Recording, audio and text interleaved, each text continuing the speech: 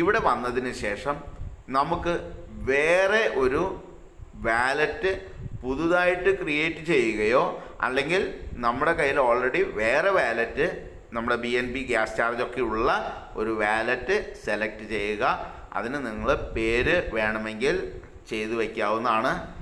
ഇത് പുതുതായിട്ട് ആണ് ഉണ്ടാക്കേണ്ടതെന്നുണ്ടെങ്കിൽ പ്ലസ് ബട്ടണിൽ ടച്ച് ചെയ്യുക, ക്രിയേറ്റ് ന്യൂ വാലറ്റ് എന്ന ഓപ്ഷനിൽ പോവുക. അവിടെ സീക്രട്ട് ഫേസ് എന്ന് പറയുന്നത് ക്രിയേറ്റ് ചെയ്യുക. ബാക്കപ്പ് മാനുവലി എന്ന ഓപ്ഷൻ ടച്ച് ചെയ്യുക. അവിടെ 3 ടേംസ് ആൻഡ് കണ്ടീഷൻസ് നമ്മൾ അക്സെപ്റ്റ് ചെയ്യുക, കണ്ടിന്യൂ ചെയ്യുക. ഈ ഭാഗം സേവ് ആക്കി വയ്ക്കുക. അതായത് പെർ ഫേസ് അതിൻ്റെ സീക്രട്ട് ഫേസ് സേവ് ചെയ്ത് ഒരു ഡയറിയിൽ അതിൻ്റെ നമ്പർ എന്താണോ സ്പെല്ലിങ് അതുപോലെ തന്നെ എഴുതി വയ്ക്കുക. നമുക്ക് വായിക്കാൻ ചിലപ്പോൾ ബുദ്ധിമുട്ടുള്ള പേരുകളൊക്കെ ആയിരിക്കാം, പ്രശ്നമാക്കണ്ട. ഇത് എഴുതി വെച്ചതിന് ശേഷം വേണം അടുത്ത സെക്ഷനിലേക്ക് പോകാൻ. അതുപോലെ തന്നെ കോപ്പി ചെയ്യുക. ചോദിക്കുന്ന നമ്പർ പ്രകാരമുള്ള വേർഡ് ഏതാണെന്ന് അതിന് ഏറ്റവും ബെസ്റ്റ് ഒരു ഫോട്ടോ വേറൊരു ക്യാമറയുള്ള ഫോണിൽ ഫോട്ടോ എടുത്ത് വയ്ക്കും കൂടി ചെയ്താൽ വളരെ നല്ലതാണ്. അല്ലെങ്കിൽ ഇതേപോലെ ഒരു ഡയറിയിൽ 1 2 3 എന്ന അക്കമിട്ട് അതിൻ്റെ അഗെയിൻസ്റ്റായിട്ട് അതേ വാക്കുകൾ എഴുതി വയ്ക്കണം. നിർബന്ധമായും ചെയ്യണം. കാരണം ഇതാണ് നമ്മുടെ ഏണിങ്സ്. നമുക്ക് എപ്പോൾ വേണമെങ്കിലും വിളിച്ചാൽ കിട്ടുന്ന സ്ഥലമെന്ന് നമ്മുടെ ബാങ്ക് അക്കൗണ്ടാണ്. ഇവിടെ ബാങ്കിലൊന്നും പോയി ചോദിച്ചാൽ ആരും നമ്മുടെ ഡീറ്റെയിൽസ് തരില്ല. ഇത്രയും കാര്യങ്ങൾ ചെയ്തു വയ്ക്കൂ. അപ്പോഴേക്കും അടുത്ത ബാക്കി ഇൻസ്ട്രക്ഷൻസ് വരുന്നതാണ്. Wish you all the best. നമ്മൾ പുതിയൊരു അക്കൗണ്ട് ക്രിയേറ്റ് ചെയ്യുന്ന രീതിയാണ് കാണിക്കുന്നത്.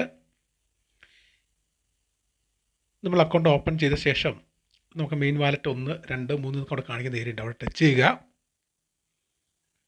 അവിടെ ടച്ച് ചെയ്യുന്ന സമയത്ത് എത്ര അക്കൗണ്ട് ഉണ്ടോ അത് മുഴുവൻ കാണിക്കാൻ ഏറ്റവും മുകളിൽ റൈറ്റ് സൈഡിൽ പ്ലസ് ചിഹ്നമുണ്ട്. അവിടെ ടച്ച് ചെയ്യുക. അതിനുശേഷം ക്രിയേറ്റ് വാലറ്റ് എന്നുള്ള ഓപ്ഷൻ വരും. അതിൽ ഏറ്റവും മുകളിലായിട്ട് ക്രിയേറ്റ് സീക്രട്ട് ഫ്രേസ് എന്നുള്ള ഓപ്ഷൻ വരും. അവിടെ ക്ലിക്ക് ചെയ്യുക. അതിനുശേഷം മാനുവൽ ബാക്കപ്പ് കൊടുക്കുക. പിന്നെ ടേംസ് എല്ലാം അംഗീകരിക്കുക 3 പിന്നെ കണ്ടിന്യൂ കൊടുക്കുക.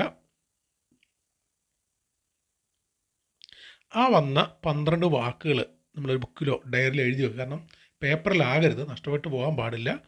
കാരണം നമ്മുടെ അസറ്റ് ആയതുകൊണ്ട് നഷ്ടപ്പെട്ടു പോകരുത്. അത് വളരെ കൃത്യമായിട്ട് എഴുതി വെക്കുക.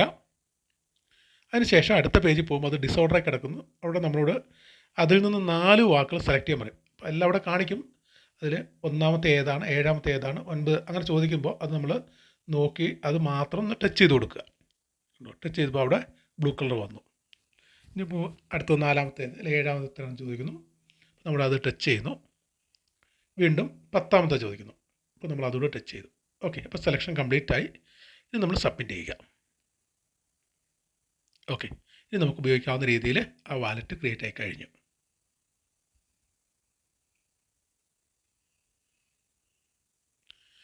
ഈ രീതിയിലാണ് നമുക്കൊരു ട്രസ്റ്റ് വാലറ്റിൽ ഒന്നിലധികം അക്കൗണ്ടുകൾ മൾട്ടിപ്പിൾ അക്കൗണ്ടുകൾ ക്രിയേറ്റ് ചെയ്യുന്നത്.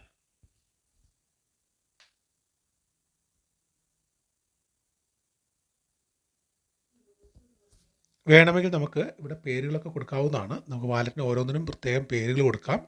അപ്പോൾ നമുക്ക് അവിടെ കാണിക്കുന്ന മെയിൻ വാലറ്റ് 1 2 എന്നുള്ള പകരമായിട്ട് നമുക്ക് നമ്മുടെ പേരോ ഒക്കെ കൊടുക്കാവുന്നതാണ്.